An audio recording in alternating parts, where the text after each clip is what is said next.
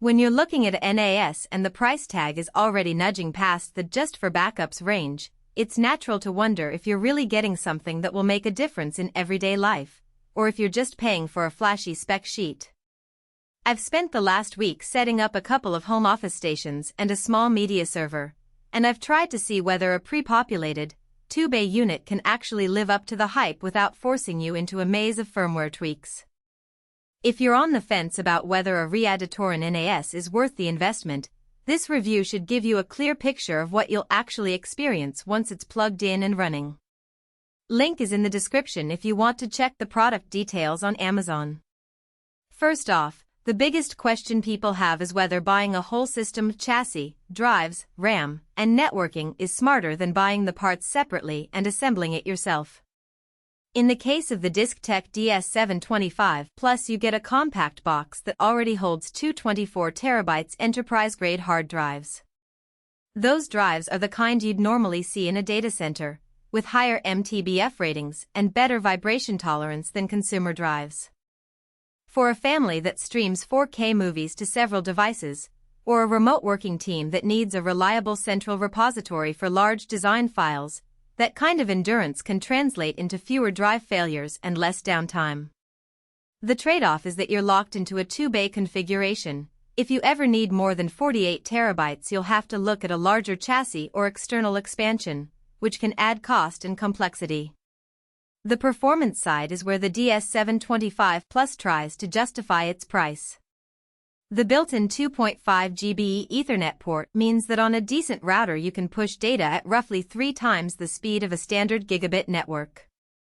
In practice, I moved a 60 GB video library from a desktop to the NAS and saw transfer rates hovering around 260 megabytes per second, which is noticeably faster than the 120,130 megabytes per second I usually get on a 1 GB link.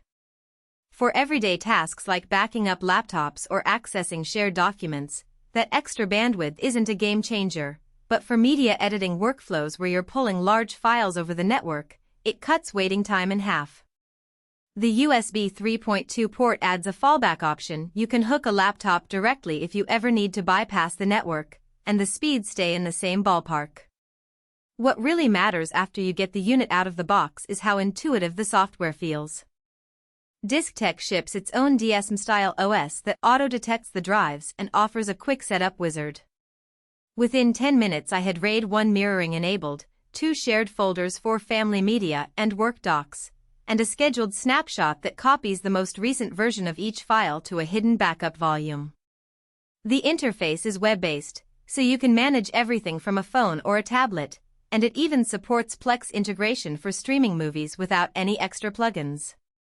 The downside is that the 4 GB of DDR4 RAM feels a little tight when you enable several services at once. Adding a heavy backup job while the Plex server is transcoding a 4K title can cause the UI to lag a few seconds. Most casual users won't notice, but power users who expect to run multiple Docker containers or heavy virtualization workloads should consider a model with more memory.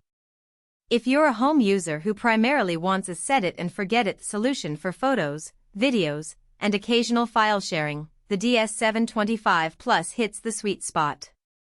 The pre-installed drives mean you skip the tedious process of buying, unpacking, and formatting your own disks, and the enterprise rating gives you peace of mind that the drives won't die after a year of heavy use. The compact footprint it fits easily on a bookshelf also means it won't dominate a home office. On the other hand, if your primary goal is sheer capacity expansion for a growing media collection, you might feel boxed in by the 2-bay limit. You'd have to either replace the drives with larger ones or add a separate expansion unit, which can get pricey. Another practical concern is power consumption. The unit draws about 30 W at idle and peaks around 45 W when both drives are active and the network is saturated. For a device that runs 24/7, that translates to roughly $6 to $7 a year on a typical US electricity rate. It's not negligible, but it's also not a deal-breaker compared to older NAS models that can sip 70 W or more under load.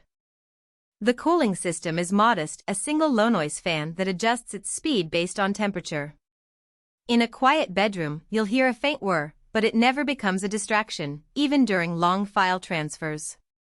Security is often an afterthought for many buyers, but it's a real factor when you're exposing a storage device to the internet for remote access. The DS725 Plus supports TLS encryption for web access, two-step verification for admin accounts, and can be set up with a VPN tunnel if you prefer that extra layer. I tested